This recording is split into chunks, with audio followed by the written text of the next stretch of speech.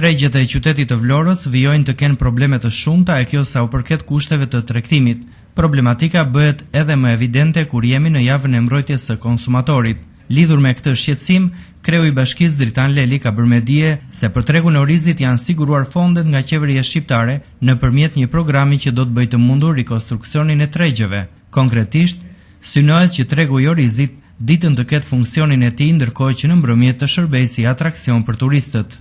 Do të ngelet me një rikonceptim të ri, janë siguruar fondet nga qeveria shqiptare nëpërmjet një projekt, një programi që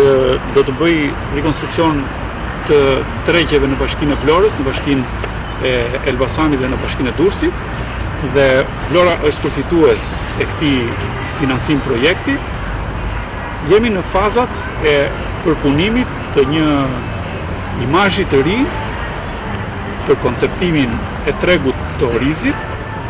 në mënyrë që gjatë ditës të shërbejë si treg, ndërsa në orët e mbrëmjes të jetë një atraksion i shtuar për të gjithë turistët që do të shfrytëzojnë bulevardin si të shërbimit me konceptin e ri të bulevardit Skanqemaj. Lidhur me tregun e fruta perimeve, kryebashkiaku Leli ka theksuar se tashmë aksi rrugor që të çonte ky treg është drejt fundit, ndërkohë që është menduar të investohet edhe në 2 akse të tjera, gjithmonë në funksion të turizmit, për një kalim direkt në plazhin e Zvërnecit. Tani më aty ka një projekt të ri, rruge, i cili mbaron në pjesën e tregut të Shënicës, por me aplikimin e ri që Bashkia e Vlorës ka bërë në fondin e zhvillimit të rajoneve, jemi shumë